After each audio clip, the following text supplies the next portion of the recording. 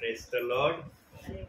प्रभूच्या नावाला धन्यवाद देऊया प्रियांनो की देव बाप्पाने पुन्हा एकदा आपली भेट घेतलेली आहे आणि देव बाप्पा आज काहीतरी विशेष विचारातून आणि वचनातून आपल्याला दाखवणार आहे. देव बाप्पाचा मनोगत देव बाप आपल्या इच्छेने प्रगट करण्या अगोदर आपण देवाचा आदर करूया, सन्मान करूया आणि प्रार्थनेने या भक्तीची आपण सुरुवात करूया. आज सुनेकताई सुरुवातीची प्रार्थना करतील.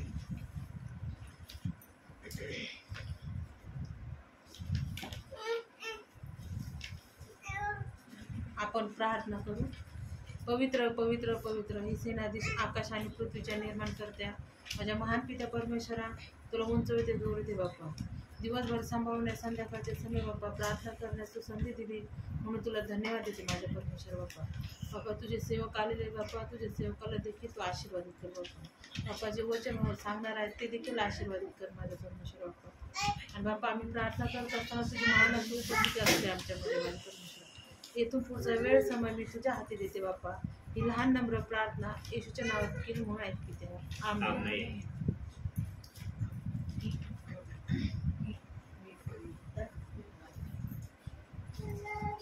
प्रियांनो, मनुष्य जोपर्यंत हयात असतो, जिवंत असतो, तोपर्यंत तो जे काय करतो ते सगळ्याला दिसतं, आहे का नाही? हयात असल्यावर. पण मनुष्य हयात नसल्यावर त्याला करता येतं का काही? म्हणता येईल का त्याला करता येईल? प्रियांनो, येशू ख्रिस्ताने बायबलमध्ये जे शब्द सांगितले आहेत, येशू ख्रिस्त जोपर्यंत जिवंत होता ना, येशू ख्रिस्ताचा कालावधी किती होता पृथ्वीच्या पाठीवर? किती वर्ष होता? 3.5 वर्ष. 3.5 वर्ष. 33 वर्ष 3.5 वर्ष सेवा केली आणि 3.5 वर्ष येशू ख्रिस्ताने सेवा सुरू केली. वयाच्या 30व्या वर्षापासून येशू ख्रिस्ताने सेवेला आरंभ केला आणि सेवेमध्ये सर्वात पहिला चमत्कार काना या ठिकाणी लग्नामध्ये पाण्याचा द्राक्षरस करण्यामध्ये येशूने आपले चमत्कार दाखवायला सुरुवात केली. बघा, देवाचा पुत्र होता तो.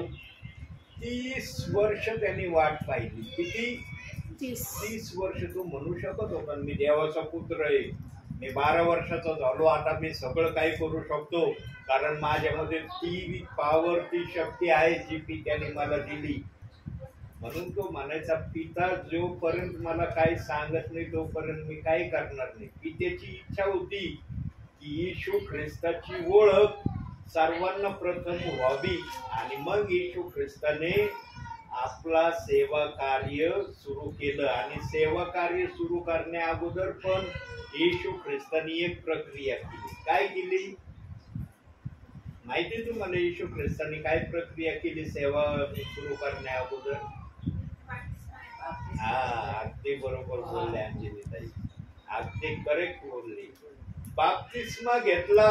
बाप्तिस्मा घेतल्यावर त्याने सेवेला आरंभ केला. बाप्तिस्मा घेतल्या विना येशू ख्रिस्ताने सेवेला आरंभ केलेला नाही.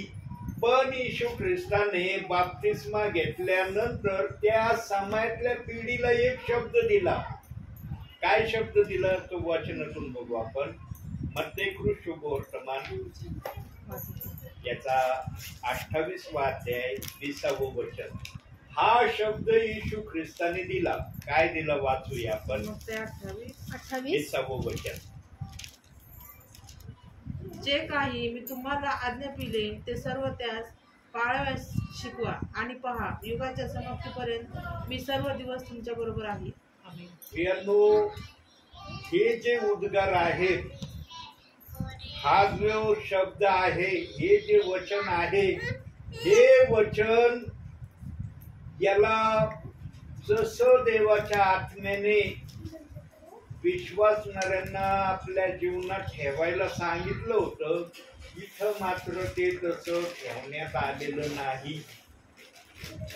येशू ख्रिस्त हयात होता का नव्हता या ठिकाणी? होता ना, हयात, जिवंत होता ना, मनुष्य रूपाने तो दिसत होता ना.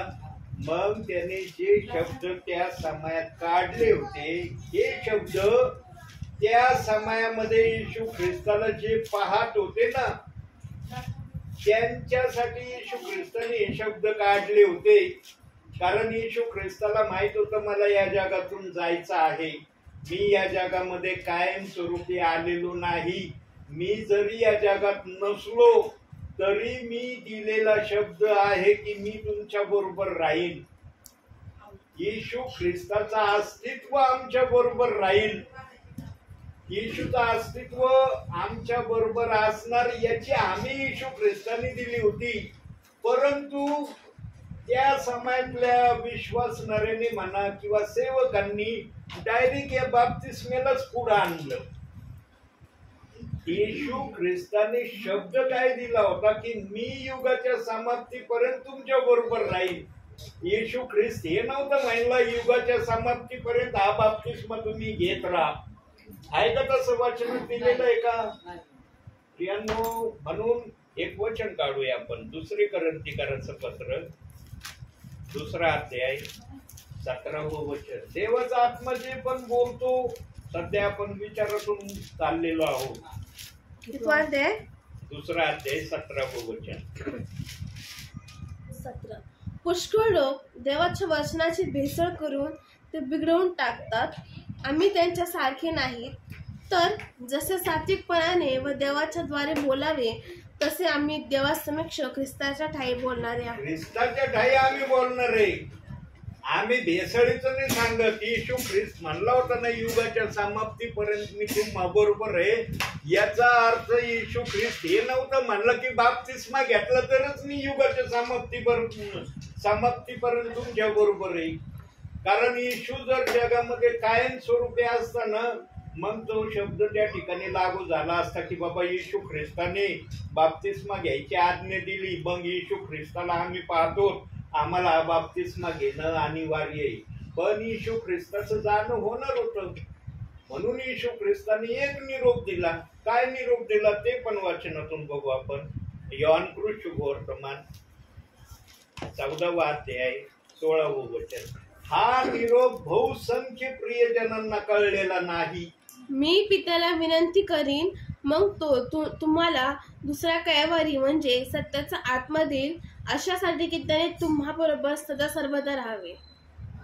सत्याचा आत्मा कैवारी येणार आहे. मी देहाने जाणार आहे. मी गेल्यानंतरही माझं अस्तित्व, माझं नाव तुमच्या बरोबर राहणार याची ती हमी त्या शब्दात दिलेली आहे.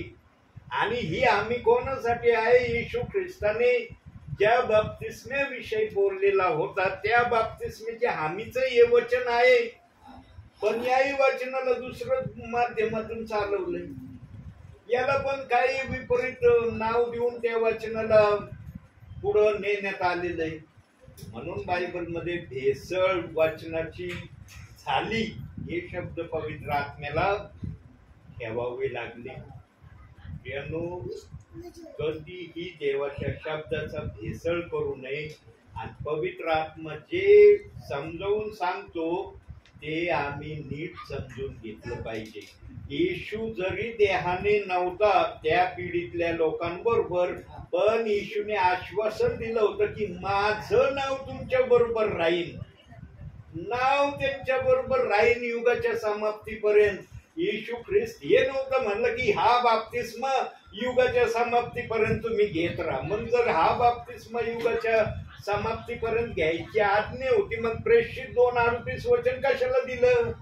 काय गरज होती का त्या वचन ठेवायची? त्यांनी काही भागत नव्हतं का? वचनाला समजून घेणं गरजेचं आहे. डायरेक्ट 2 बाप्तिस्मेचे वचन नाव दिले. देव बाप्पाला काय प्रक्रिया करायची होती? जोपर्यंत येशू हयात होता तोपर्यंत जे बाप्तिस्मा आपण मध्ये 28-19 पाहतो तो बाप्तिस्मा येशू हयात असताना लागू होता. याचा अर्थ येशू निघून गेल्यावर त्या बाप्तिस्म्याचा पावर निघून गेल्या किंवा ते बाप्तिस्म्याचं वचन नाही असं देवाला म्हणायचं नाही. त्यानंतर देवाने दुसऱ्या प्रकारचा बाप्तिस्मा घेण्याविषयी तयारी करून ठेवली होती. म्हणून शिष्यांना तो म्हणला होता यरूशलेम सोडून जाऊ नका, पित्याने देव केलेले देणगीची वाट पहा. येशू ख्रिस्त स्वर्गात गेल्याबरोबर शिष्य लोक गेले का सुवार्थ सांगायला? वचन कुठं सांगत नाही की शिष्य येशू ख्रिस्त स्वर्गात गेला आणि शिष्यगण लगेच सुवार्थ सांगायला गेले. येशू स्वर्गात गेल्यानंतर 10 दिवसांनी अग्नीच्या जीवांनी पवित्र आत्मा 120 जणांवर उतरला असं बायबल आम्हाला शिकवतं. कशाला उतरला तो 120 जणांवर अग्नीच्या जीवा? त्यांच्या जवळ येशू ख्रिस्त जरी हयात नव्हता जगामध्ये, पण येशू ख्रिस्ताच्या मनात काय होतं ते त्या गायवारींनी त्या 12 शिष्यांना सांगितलं आणि ते 12 शिष्यांनी ऐकून त्याप्रमाणे सेवा सुरू केली. आज आमच्यापर्यंत येशू ख्रिस्ताचं नाव आलंय ना, शिष्यांमुळं आमच्यापर्यंत येशू ख्रिस्ताचं नाव आलंय. समक्ष येशू ख्रिस्त येऊन आम्हाला सुवार्थ सांगितली का? येशू ख्रिस्तानी त्या समाजातल्या लोकांना येशू ख्रिस्तानी समोरासमोर सुवार्थ सांगितली, चिन्ह चमत्कार केले. आजही येशू ख्रिस्ताच्या नावाने चिन्ह चमत्कार होतात. आम्ही म्हणत नाही की नाही होत, परंतु प्रत्यक्षात येशू ख्रिस्त दिसतोय का आम्हाला? त्याचा पवित्र आत्मा आजही ते कार्य करत आहे जे कार्य येशू हयात असताना करत होता. समजून घेणं महत्वाचं आहे. वचनाची परिभाषा ना आपल्या बुद्धीने कधी लावू नये. पवित्र आत्म्याला संधी द्यावं, कारण पवित्र आत्मा आपले विचार आपल्या विश्वासणाऱ्याला सांगायला समर्थ आहे. आज सगळेजण 2 बाप्तिस्मे म्हणतात, 2 बाप्तिस्मे, पण देव 2 नाही म्हणत. देव एकच म्हणतोय. 2 वचन ठेवली एकच म्हणतोय का? कारण पेंटिकॉस्टच्या दिवसानंतर जे पण बाप्तिस्मे झाले शिष्यांच्या कालावधीमध्ये, ते सर्व प्रेषितांची कृत्ये 2 अध्याय 38व्या वचनाच्या प्रमाणावर झाली. शिष्यांनी एकाही शिष्याने पिता पुत्र पवित्र आत्म्याच्या नामाने बाप्तिस्मा केलेला नाही असं वचनच नाही. प्रेषितांच्या कृत्यामध्ये जवळपास 10 ते 12 वेळेस येशू ख्रिस्ताच्या नावाने बाप्तिस्मा घेण्याविषयी शब्द आलेत. गलतीकाराच्या पत्रामध्ये पण आलेत. पाऊलाने देखील आपल्या पत्रामध्ये येशू ख्रिस्ताच्या नावानेच बाप्तिस्मा घेण्याविषयीचे संदर्भ ठेवलेत. कुठंही पिता पुत्र पवित्र आत्म्याच्या नावाने बाप्तिस्मा घ्या हे मत्ते 28-19 वचनाखेरीज आलेलं नाही.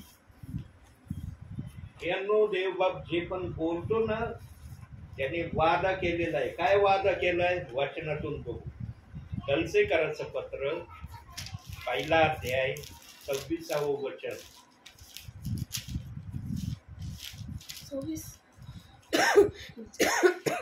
जे रहस्य युगानुग पिढ्यानपिढ्या गुप्त ठेवलेले होते, परंतु आता त्यांच्या पवित्र जनांना प्रगट झाले आहे, ते हे वचन होय. वचन होय. पवित्र जनांना वचनाशिवाय काय पवित्र आत्मा दाखविणार नाही. कोणत्या भागड कथा पवित्र आत्मा सांगणार नाही. ते जे गुज येशूच्या हृदयात होते, परंतु येशूला त्या समयात प्रगट करता आले नाही, म्हणून ते गुज अंतिम समयात सेवकांच्या मुखातून प्रगट केले जाणार आहे. म्हणून आज विचारातून बाप्तिस्म्याविषयीचा विषय देवबाप बोलत आहे की 2 बाप्तिस्म्याचे वचन आम्ही म्हणतो, पण देव 2 बाप्तिस्म्याचे वचन म्हणत नाही. येशू हयात होता त्या काळामध्ये जो बाप्तिस्मा होता, त्या बाप्तिस्म्याला येशू जोपर्यंत होता तोपर्यंतच तो बाप्तिस्मा कार्यान्वित होता असं देवाच्या आत्म्याला म्हणायचंय. जर ते वचन पुढेही चालू ठेवायचं पवित्र आत्म्याच्या मनात जर असतं, तर मग प्रेषितांची कृत्ये 2 अध्याय 38 वचन ठेवायची पवित्र आत्म्याला काही गरजच नव्हती ना. शिष्यगणांना येशू म्हणू शकत होता, जे बाप्तिस्मे तुम्ही माझ्या सेवेमध्ये पाहिले तेच बाप्तिस्मे पुढे करा तुम्ही. प्रेषितांची कृत्ये 2 अध्याय 38 वचन कशाला ठेवलंय? आज समजूच नाही राहिले प्रियांनो. बघा मला पण माहिती नव्हतं की आज मी विचारातून काय बोलणार आहे ना. माझ्या वहीमध्ये हा विचार लिहिलाय, फक्त वचन आहे माझ्या वहीमध्ये. जो विचार आलाय तो पवित्र आत्मा प्रगट करत आहे, त्याला साक्षीदार देवबाप वचन दाखवित आहे. प्रियांनो, जेव्हा वचनासहित पवित्र आत्मा एखादं विचार प्रगट करतो ना, तेव्हा विश्वासणाऱ्याने किंतु परंतु करू नये असं म्हणून. प्रियांनो, देवबाप फार दाखवतो ना, आम्हाला काय दाखवित नाही. अरे देव आहे तो कुणाला दाखवीन, कुणाच्या मुखातून बोलन का? देव बाप्पाला तुम्ही सांगितलं पाहिजे का की माझ्या मुखातून बोल, इतरांच्या मुखातून बोलू नको? म्हणून देवाला आम्ही मनाचा मालक म्हणतो, मनाचा राजा म्हणतो. त्याच्या इच्छेला येईल त्या प्रकारे तो करायला समर्थ आहे. मला पण माहित नव्हतं प्रियांनो बाप्तिस्मेच्या 2 वचनाचा अर्थ, परंतु आज पवित्र आत्मेने माझ्या मुखातून 2 बाप्तिस्मेचे वचन ठेवले. पण 2 देव का नाही म्हणत? कारण येशूच्या कालावधीमध्ये जो बाप्तिस्मा होता त्या बाप्तिस्म्याला येशू ख्रिस्ताचं स्वर्गारोहण होण्या अगोदर तो बाप्तिस्मा कार्यान्वित होता. पण येशू ख्रिस्त जेव्हा स्वर्गारोहण झालं त्यानंतर 10 दिवसानंतर त्या बाप्तिस्म्याचा निरोप कैवरी सत्याचा आत्मा घेऊन आला. तो बाप्तिस्मा इथून पुढं सर्वांनी घ्यावा ही आज्ञा होती. पण कोणत्या सेवकाने किंवा कोणत्या विश्वासणाऱ्याने मध्ये 28-19 वचनाला येशू ख्रिस्त स्वर्गारोहण झाल्यानंतरही या बाप्तिस्मेची प्रथा पुढे आणली आणि मग पुढे चालून असे काही त्या वचनाविषयी आटाटटीचे शब्द आम्हाला ऐकायला मिळाले. हा बाप्तिस्मा एक आहे, हा बाप्तिस्मा 2 आहे. आणि येशूने एक सांगितलं. मग येशू बोलला की युगाच्या समाप्तीपर्यंत मी तुम्हाबरोबर आहे. म्हणजे मध्ये 28-19 बाप्तिस्मा योग्य आहे. प्रेषितांची कृत्य 2 अध्याय 38 वचन ही योग्य नाही असं काही जणांनी डायरेक्ट विश्वासणाऱ्यांना शिक्षण द्यायला सुरुवात केली. पण पवित्र आत्मेने जरी ते शिक्षण अस्तित्वात काही सेवकांनी विश्वासणाऱ्यांनी आणलं, पण पवित्र आत्म्याने प्रेषित 2:38 वचनाची सुवार्ता त्याच्या शिष्यांच्या द्वारे पुढं चालू ठेवली. आणि शिष्यांनी मध्ये 28-19 एकही बाप्तिस्मा केलेला नाही. अख्ख्या प्रेषितांच्या कृत्यामध्ये कुठंही मध्ये 28-19 बाप्तिस्म्याचं वर्णन आलेलं नाही. पण प्रेषित 2:38 वचनाचे जवळजवळ 10 ते 12 वचन प्रेषितांच्या कृत्यामध्ये दिलेले आहे. पुढच्या वेळेला मी तुम्हाला ते संदर्भासहित दाखवीन. कुठं कुठं हे वचन देव बाप्पाच्या आत्म्याने प्रेषितांच्या कृत्यामध्ये ठेवले. गलती करायच्या पात्रामध्ये पुढच्या वेळेला तुम्हाला पुरावे निश्चित आहे. देवाने आम्हाला आपल्या राज्यात घेतलंय ना, त्याची इच्छा आम्ही पूर्ण करावी म्हणून घेतलंय. देवाने आम्हाला त्याच्या राज्यात यासाठी नाही घेतलं की आम्ही देवाला शिकवावं आणि आमच्या इच्छेप्रमाणे देवाने चालावं. यांनो आज फार फार वेगळ्या प्रकारचं वातावरण येशू ख्रिस्ताच्या नावात चाललंय. आणि एवढं करू नये म्हणतो आम्ही स्वर्गात जाणार आहोत. होईल का जाणं स्वर्गात? देव म्हणशील माझ्या सांगण्याप्रमाणे तू चाललाच नाही, तुला कस काय स्वर्गात घेऊ मी? म्हणून पेत्राला स्वर्गाच्या दरवाज्यावर उभं ठेवलंय. जसं वचनात चोरून काही जण येशूच्या नावात आले. बघा ते वचन बघू. यहूदाचं पत्र 1 अध्याय, यहूदाचं पत्र 4 वचन वाचा. प्रगटीकरणाच्या अलीकड यहूदाचं पत्र प्रगटीकरण बघा किती 4 वचन. कारण दंडासाठी पूर्वीच नेमलेली कित्येक माणसे चोरून आत शिरली आहेत. ती अभक्तीने वागणारी माणसे आपल्या देवाच्या कृपेचा विपर्यास करून तिला कामातुरपणाचे स्वरूप आणतात आणि आपला एकच स्वामी व प्रभू येशू ख्रिस्त याला ते नाकारतात. बघितलं बायबलमध्ये याचा पुरावा ठेवलाय.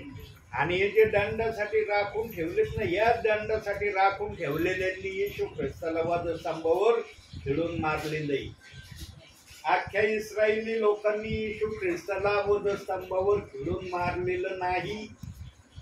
जे या दंडासाठी राखून ठेवलेले होते यांनीच येशू ख्रिस्ताला नाकारलं, येशूची निंदा केली, मारहाण केली, येशूच्या तोंडावर थुकले, येशूच्या कपड्यावर चिठ्ठ्या टाकल्या, येशूचे हाल हाल करून त्याचे प्राण घेतले. प्रियांनो, हे दंडासाठी जे राखून ठेवले आणि शेवटच्या चरणात सांगितलं हे आपला एकच प्रभू येशू ख्रिस्त याला नाकारतात.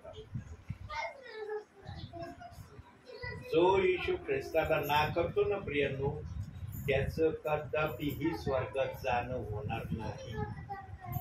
तोंडाने फक्त म्हणतात आम्ही येशू ख्रिस्ताला मानतो, येशूचा आम्ही ऐकतो. मग येशू ख्रिस्ताच्या नावाने बाप्तिस्मा घेण्याची आज्ञा येशू ख्रिस्ताने दिली, ती आज्ञा का मानत नाही? तिथं काही वेगळं नाव सांगितलंय काय? येशू ख्रिस्ताशिवाय दुसरं नाव आहे का तिथं?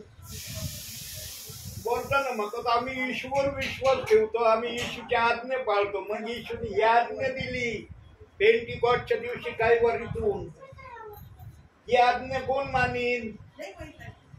मग त्यांनी या गोष्टीला नवीन मार्ग, नवीन रस्ता काढाय. हे वचन जर आम्ही स्वीकारलं तर मग ते 28-19 वचन कोण स्वीकारेन? देव बाप पाहिन ना ते. तुम्ही कशाला पाहता ते? देव बाप तुम्हाला जे सांगतोय ते करा. तुम्ही देव बाप्पाला नका शिकू की या वचनाचं काय करायचं. प्रियांनो, आम्ही कधी देवाला शिकवू नये. देव आम्हाला जे शिकवतो आम्ही निमुटपणे शिकलं पाहिजे. कुठंही देव बाप्पाने असं सांगितलेलं नाही. मत्ते 28-19 बाप्तिस्मा येशू ख्रिस्त हयात होता तोपर्यंत होता. येशू हयात होता तोपर्यंत प्रेषितांची कृत्य 2 अध्याय 38 वचनाचा रेफरन्स आलेला आहे का? पेंटिकॉस्टच्या दिवशी आला येशू ख्रिस्त स्वर्गात गेल्यावर 10 दिवसांनी 40 दिवस येशू ख्रिस्त जगात राहिल्यानंतर येशू वर स्वर्गात गेला आणि त्यानंतर 10 दिवस 40 आणि 10 किती 50 म्हणून पेंटिकॉस्ट हा शब्द आला. प्रियांनो, वचन आत्म्याने समजणं गरजेचं आहे. तुमच्यामध्ये आत्मा आहे का? तो आत्मा तुमच्याशी बोलतो का? तो आत्मा प्रार्थनेमध्ये तुमच्याद्वारे उपस्थित राहतो का? याला फार महत्वाची जागा आहे. पवित्र आत्मा जर हजर आहे ना तर तो सांगितल्याशिवाय राहणार नाही. पवित्र आत्मा कधीही प्रार्थनेमध्ये गप्प बसत नाही.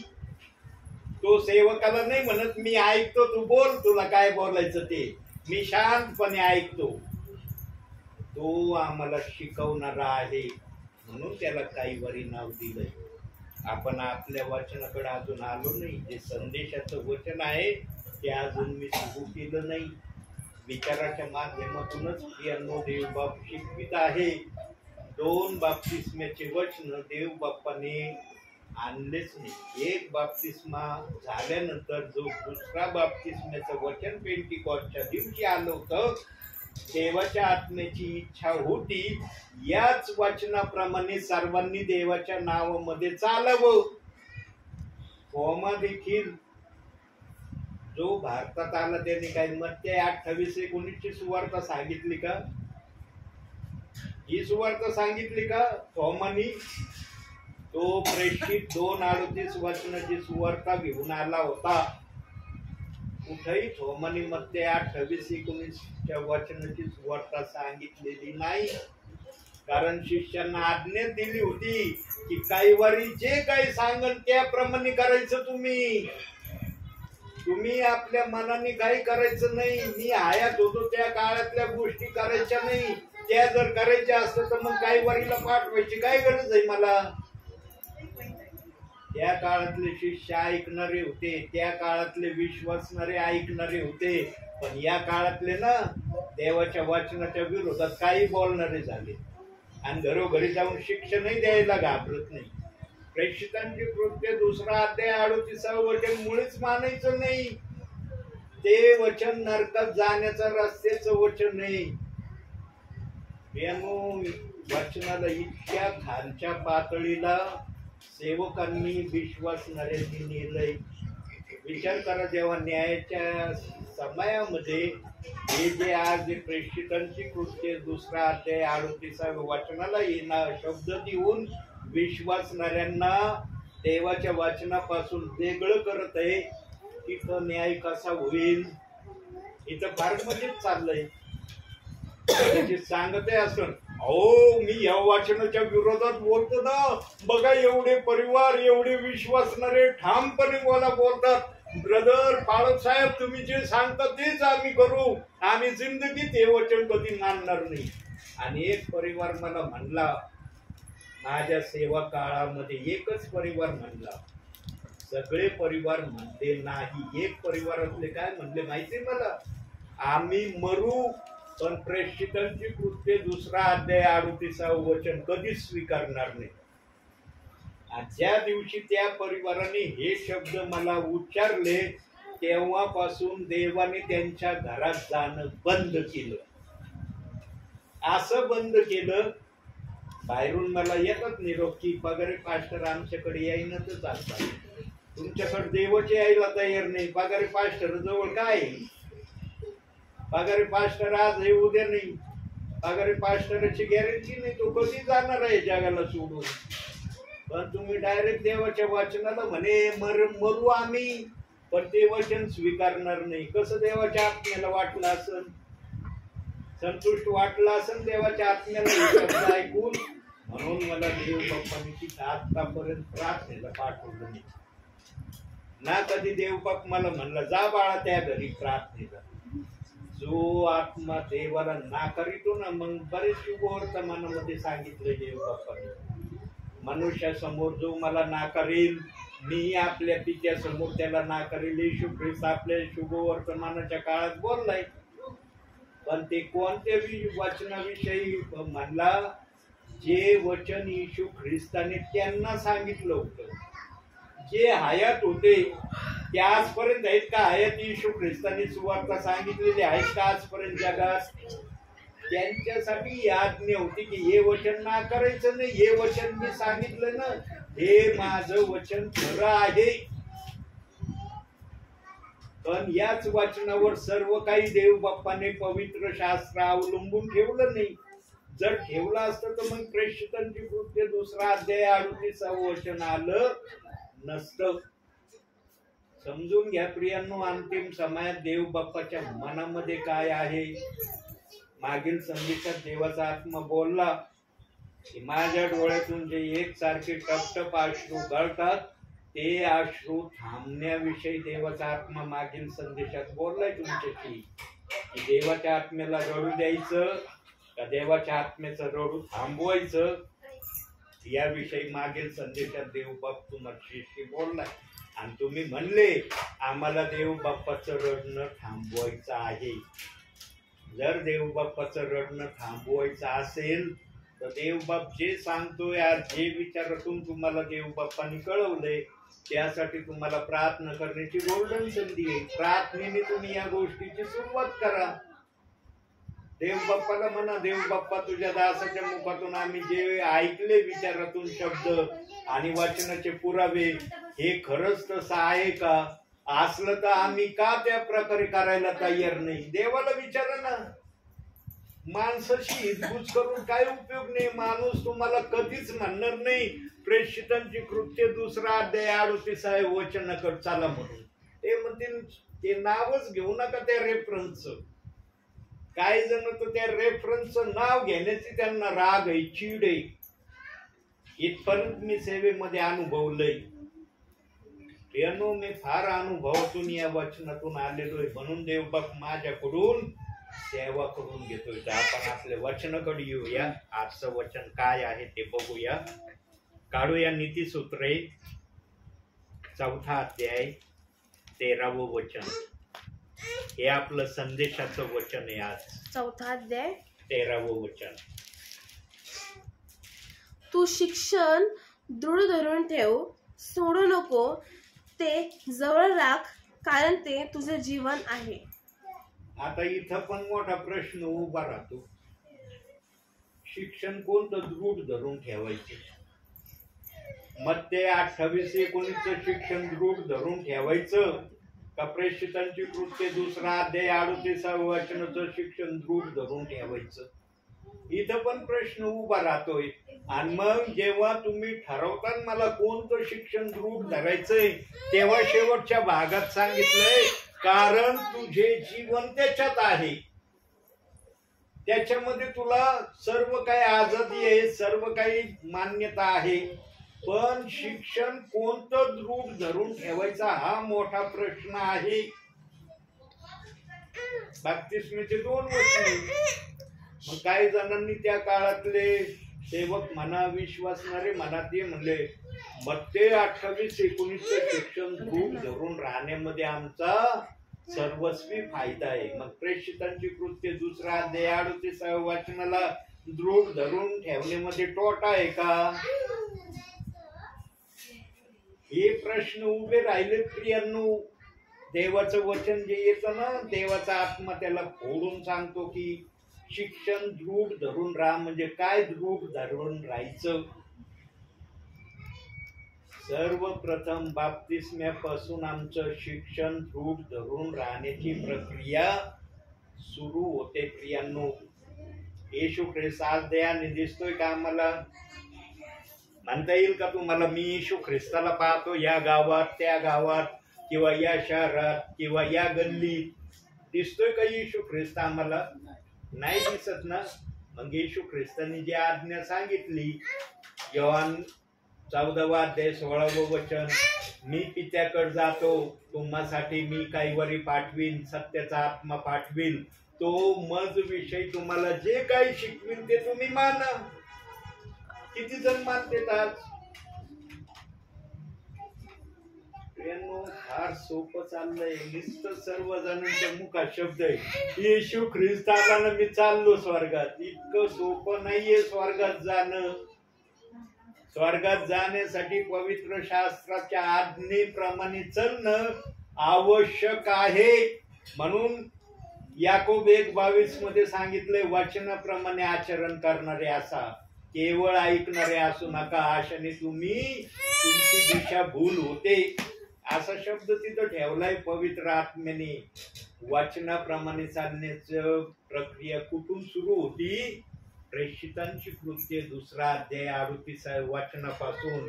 कारण येशू ख्रिस्त स्वर्गात गेल्यानंतर हेच बाप्तिस्म्याचं वचन शिष्यांना मिळालं आणि शिष्यांनी अखिल जगामध्ये हे वचन गाजवलं. म्हणून त्यांना जगाची उलथापालट करणारं हे नाव मिळालं. उगच नाव मिळालं का त्यांना जगाची उलथापालट करणार? त्यांनी श्रम कष्ट घेतले या वचनाला आत्म्याने खरेपणाने. त्या विश्वासणाऱ्यांना सांगितलं त्या काळात ऑलरेडी ख्रिस्ती लोक नव्हते. हे गावोगावी शहरोशहरी कशा पद्धतीने जात होते. त्यावेळेस काही गाड्या घोड्या नव्हत्या. समुद्राचा मार्ग किंवा पायी मार्ग हे 2च पर्याय होते सुवार्ता सांगण्याला जाण्यासाठी. आज बघा किती सुविधा आहे. मी साधारण 5 किलोमीटर वरून आलोय, पण गाडीवर आलोय, पायी आलो नाही. 5 किलोमीटर साधारण अंतर असेल किंवा त्याच्यापेक्षा कमी असेल. इतक्या जवळून मी आलो, पण गाडीवर आलोय, पायी नाही आलो चालत. मी शिष्यगण पायी जायचे. फार कष्टाची सेवा त्यांनी केली प्रियांनो. म्हणून त्यांना नाव देण्यात आलं प्रेषित आणि संदेष्टे यांच्या पायावर तुम्ही रचिलेले आहात. जो प्रेषितांचा ऐकल त्याचं स्वर्गामध्ये जाणं निश्चित आहे. जे प्रेषितांचं ऐकणार नाही, आज सगळे म्हणतात 12 प्रेषितांनी 12 शिष्यांनी जे सांगितलं ते आम्ही मानतो. मग प्रेषितांची कृत्य 2 अध्याय 38 वचनच का नाही मानित?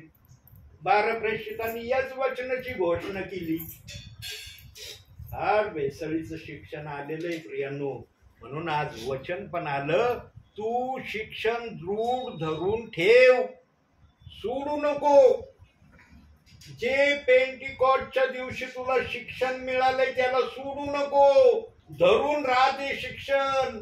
त्या शिक्षणाच्या विरोधात किती पण कुणी काही बोललं, काही तुझा छळ केला, अपमान केले, निंदा केली, गपचूप सहन कर.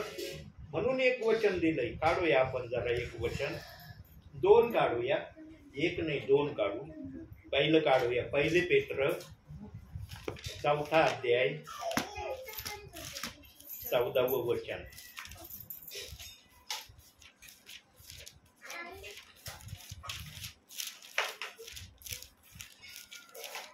पहिले पेत्र विश्वासणारे आहात तुम्ही, झटपट वचन निघलं पाहिजे.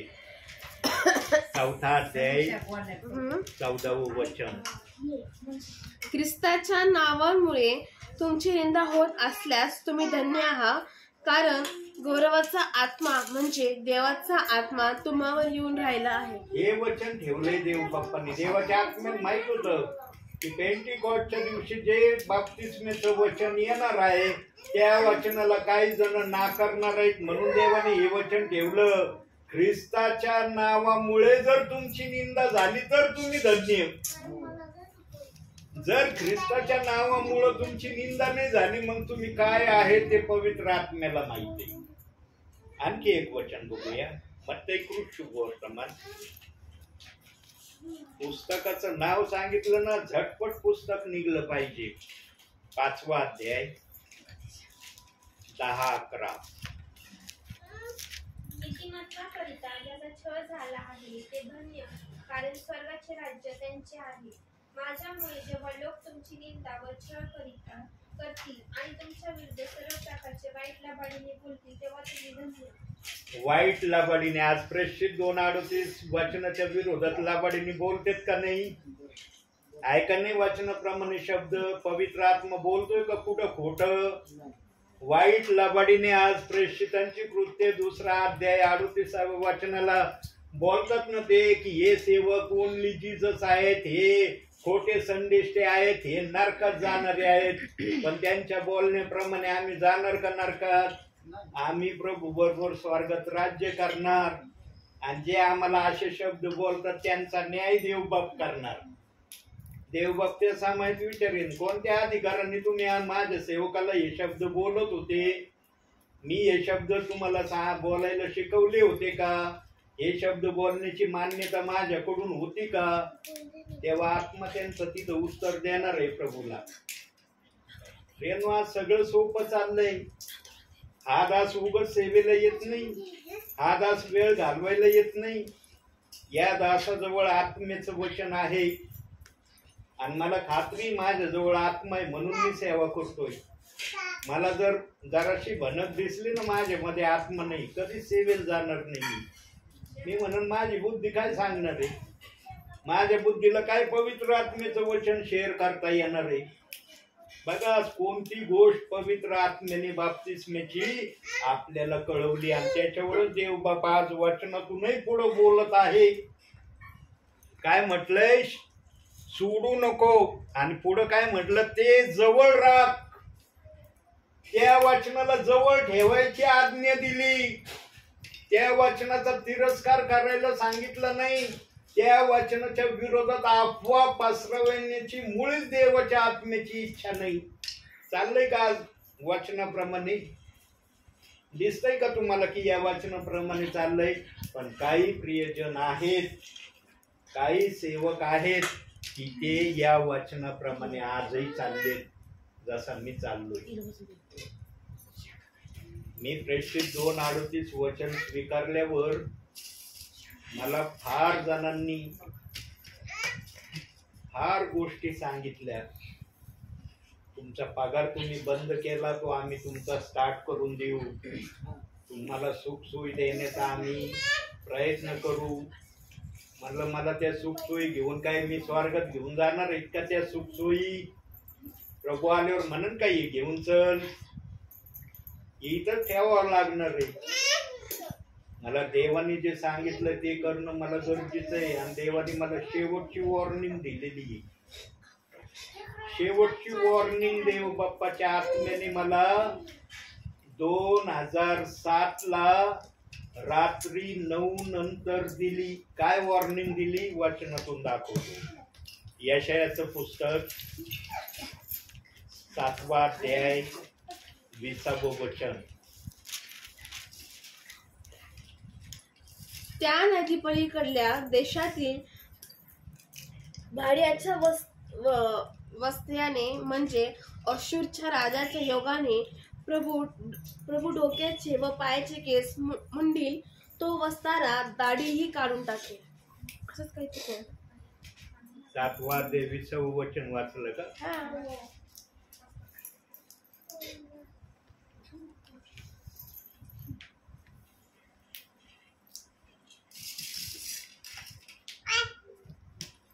माझा रेफरन्स चुकला. विधी आणि नियमशास्त्र याकडे पहा, याप्रमाणे ते न बोलल्यास त्याला निश्चय प्रभात समय नाही. हे वचन मला दाखवायचंय, परंतु इथं वेगळं रेफरन्स माझा चुकलाय प्रियांनो. पुढच्या वेळेला मी रेफरन्स दाखवेन. मी तर विसरलो आता रेफरन्स. विधी आणि नियमशास्त्र याकडे पहा, याप्रमाणे ते न बोलल्यास त्यास निश्चय प्रभात समय नाही. मला वाटतं प्रगटीकरणामध्ये हा शब्द आहे. कुठं कोणत्या अध्याय ते कोणत्या वचनात मला देव बाप्पाचा आत्मा दाखवून नाही राहिला, पण पुढच्या वेळेला मी शोधून तुम्हाला हा रेफरन्स दाखवीन. आणि या वचनाप्रमाणे देव बाप मला म्हणला, तुला जर प्रभात समय बघायचा असला तर माझे विधी आणि नियमशास्त्र हे काळजीपूर्वक पाळावे लागतील. आणि माझे विधी आणि नियमशास्त्रामध्ये प्रेषितांची कृत्य 2रा अध्याय 38वे वचन आहे. हे तू मानतो का? मला नाही, हे वचन मी नाही मानित. या वचनाच्या विरोधात आहे मी. या वचनाच्या विरोधात मी घरोघरी लोकांना वेगवेगळ्या प्रकारे सांगितलं, हे वचन कधी स्वीकारू नका, हे वचन मानू नका.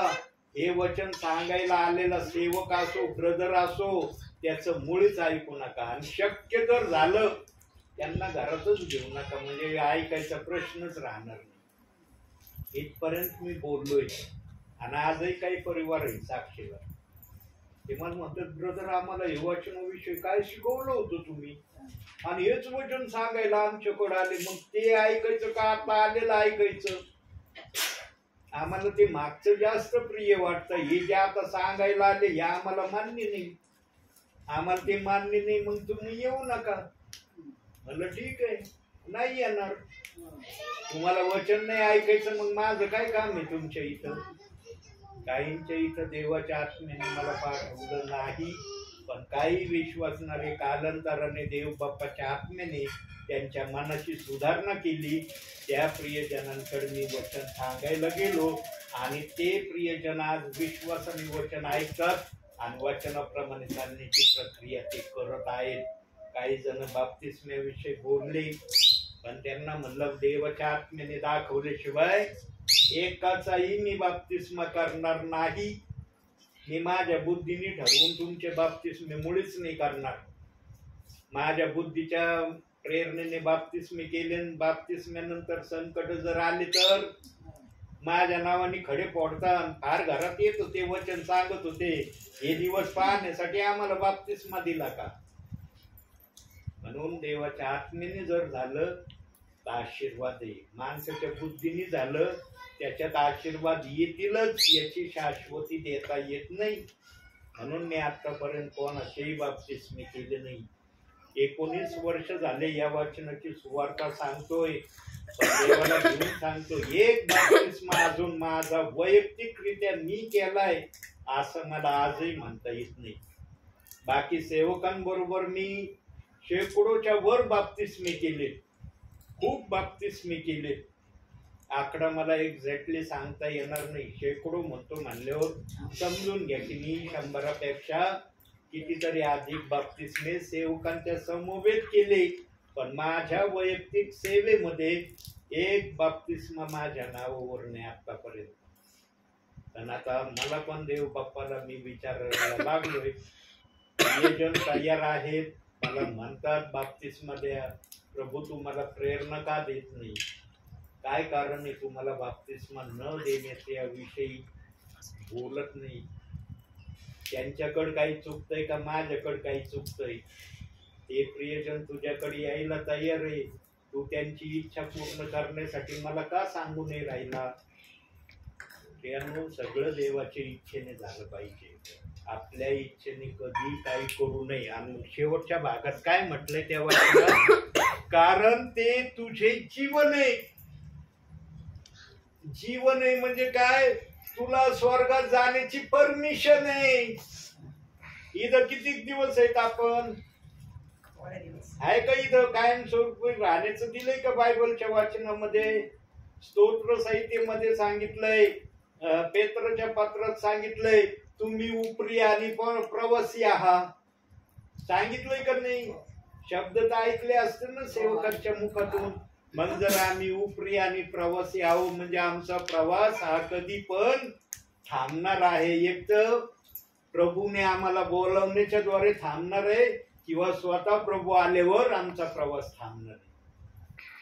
म्हणून प्रियांनो, वचनाप्रमाणे चालणं, वचनाप्रमाणे वागणं यामध्ये आमची धन्यता आहे. आणि मग याला एक सपोर्टिंगचा पाठपुरावा देव बाप्पाच्या आत्म्याने दिलाय. हे वचन कंप्लीट झालंय या ठिकाणी, त्याला पाठपुरावा किंवा साक्षीदार एक ठेवलाय. काय ठेवलंय साक्षीदार? वचनातून बघू. नीतिसूत्रेच 4था अध्याय 27वं वचन हे साक्षीदार आहे किंवा पाठपुरावा आहे. 4था अध्याय 27वं वचन. तू डावी उजवीकडे वळू नको, दुष्कर्मांतून आपले पाऊल काढ. डावी उजवीकडे वळू नको म्हणजे काय? कधी या वचनाला मानायचं, कधी या वचनाला सोडून द्यायचं, याला डावी उजवी देवाचा आत्मा म्हणतोय. या वचनात आलं ना, या वचनात स्थिर राह, या वचनाचं डाऊटफुल जीवन जगू नको, या वचनाची शंका घेऊन ख्रिस्तामध्ये वाटचाल करू नको. हे वचन आत्म्याचं आहे, हे वचन मला स्वर्गाप्रत नेण्यास समर्थ आहे असा विश्वास धरून चल. म्हणून तिथं डावी उजवी म्हणलंय. सोडू नको, शंका धरू नको, या वचनाविरुद्ध काही कपट मनामध्ये आणू नको. या सगळ्या गोष्टी डावी उजवी या गोष्टीला प्रगट करतात. आणि मग पेत्रचं ताजं उदाहरण आहे. जोपर्यंत प्रभूकडे पाहत होता पेत्र, पाण्यावर चालला, इकडं आणि इकडं नजर टाकली, लगेच खाली पाण्यात डुबायला लागला का नाही? म्हणून आमचं लक्ष आमच्या प्रभूकडे असलं पाहिजे. प्रभू मला जे सांगन ते मी ऐकन, त्याप्रमाणे वागन. पण जेव्हा आम्ही आमच्या प्रभूपासून नजर हटवतो ना, तेव्हा आमची बुद्धी आम्हाला मग सांगायला सुरुवात करते. आणि आमची बुद्धी सर्वस्वी चांगलंच सांगन याची शाश्वती नाही. जर आमची बुद्धी सर्वस्वी चांगलं सांगण्याची शाश्वती असती तर पवित्र आत्म्याला आम्हाला आपल्या प्रेरणेने चालवायची काही गरज होती का? विचार करा प्रियांनो. स्वर्गामध्ये जाणं सोपं पण आहे, स्वर्गामध्ये जाणं कठीण पण आहे. ऐकलं तर सोपं आहे, नाही ऐकलं तर फार कठीण आहे. आज सगळे चाललेत, सगळे म्हणतात मी स्वर्गात जाणार आहे, पण वचनाच्या पट्टीमध्ये जर योग्य रीतीने चाललेले असले, खात्रीने तिथं पेत्र तुमचं स्वागत करून तुम्हाला आत पाठवीन. पण वचनाप्रमाणे जर चाललेले नसले आणि पवित्र आत्मा प्रत्येक विश्वासणाऱ्याला सेवकाला बोध करतो बरं का, विचार देतो की तू जे काय करतोस योग्य करत नाही, योग्यतेने चल. पवित्र आत्मा बोलणारा आत्मा आहे, तो शांत राहणारा आत्मा नाहीये. जेव्हा मी प्रेषित 2:38 वचनाची निंदा करत होतो ना, तेव्हा मला अहसास व्हायचा की पवित्र आत्मा मला म्हणायचा हे नको करू, हे गलत करतोस तू. पण जोपर्यंत मनुष्य आपल्या मनाच्या इच्छेने चालण्याच्या आधी नसतो ना, तेव्हा त्याला पवित्र आत्म्याची भाषा समजत नाही. त्याला वाटतं मी जे करतो तेच बरोबर आहे. प्रियांनो, कधीही मनाने चालण्याचा प्रयत्न करू नका. देवाच्या इच्छेने वागा, देवाच्या वचनाने चाला आणि पवित्र आत्म्याच्या संगतीमध्ये आपलं जीवन घालवण्याची तयारी प्रभूला दाखवा. प्रभू जगाच्या अंतापर्यंत तुमच्या बरोबर राहण्याचा त्याने शब्द बायबलमध्ये दिलाय. पण त्या शब्दाचा विपर्यास केलाय. मत्ते 28:19 बाप्तिस्मा युगाच्या समाप्तीपर्यंत घ्यायची येशूने आज्ञा दिली. कुठं असं बोललाय का येशू? जर येशू असा बोलला असता तर प्रेषित 2:38 वचन येशूने पाठवलं असतं का? तो म्हणला असता मी जगाच्या अंतापर्यंत या वचनाविषयी बोललो, कशाला येऊ बाप्तिस्मा पाठवू? तो काय बोलला होता? मी जगाच्या अंतापर्यंत तुमच्या बरोबर आहे, तुमच्या हृदयात आहे. पण शिक्षण वेगळं चाललं नाही ना. मध्ये 28:19 बाप्तिस्मा युगाच्या समाप्तीपर्यंत घ्यायची येशूने आज्ञा दिली. असा शब्द नाही बायबल मध्ये. यांना वचन वाचणे आणि वचन समजणे, मी नेहमी सांगतो ना, हे या गोष्टीतून सिद्ध होतं. वचन वाचायला महत्व नाही, पवित्र आत्म्याने वचन समजावून सांगणं महत्वाचं आहे. आणि ज्याच्याजवळ पवित्र आत्मा आहे त्याला देवाचा आत्मा वचन समजावून सांगितल्याशिवाय राहणार नाही. का राहणार नाही? कारण पवित्र आत्मा जाणतो माझा सेवक ज्या ठिकाणी चाललाय सेवेला तो मोज मजेला चालला नाही, वेळ घालवायला चाललेला नाही. तो माझं वचन विश्वासणाऱ्यांना सांगायला चाललाय आणि त्यांना योग्य वाटेवर आणण्यासाठी तो आपले परिश्रम माझ्या नावामध्ये घेतोय. म्हणून देव म्हणला प्रभू मध्ये तुमचे श्रम व्यर्थ नाही. पहिले करंतीकर 15वा अध्याय 58व्या वचनात. प्रियांनो, देवाचा आत्मा बोलायला लागला ना, देवाच्या आत्म्याजवळ फार बोलायला आहे. पण देवाचा आत्मा समजतो तुम्हाला किती घेण्याची कॅपॅसिटी आहे, तुम्ही किती घेऊ शकता. हे देवाचा आत्मा तोलून पाहतो आणि तेवढंच पवित्र आत्मा शिकवतो. यांनो, जीवनामध्ये कधी देवाच्या वचनाच्या विरोधात चालू नका आणि पवित्र आत्मा जे शिकवतो त्याचा इन्कार करू नका. या दोन गोष्टीला जर जीवनामध्ये सांभाळण्याचा तुम्ही प्रयत्न केला ना प्रियांनो, तुमचं ख्रिस्तामधलं जीवन आशीर्वादाचं जीवन झाल्याशिवाय राहणार नाही. मग जगातल्या प्रॉब्लेम ना तुमच्या समोर केर कचरा तुम्हाला वाटतील, त्या प्रॉब्लेम कधी वाटणारच नाही तुम्हाला. केर कचऱ्यापेक्षाही हलक्या तुम्हाला जगातल्या प्रॉब्लेम पवित्र आत्मा दाखवून देईल. पण या दोन गोष्टी ज्या देवाचा आत्मा बोललाय ते पाळण्याकड पवित्र आत्म्याला तसं करून दाखवण्याची प्रक्रिया पवित्र आत्म्याला तुम्ही कृतीने सिद्ध करून दाखवा. पवित्र आत्मा पण तुमच्यासाठी काय करून दाखवण्याची प्रक्रिया सुरू करेल. म्हणून आजच्या या छोट्याशा संदेशातून देव बाप तुम्हाला आणि मला भरपूर आणि भरपूर आशीर्वाद देऊ. आमेन.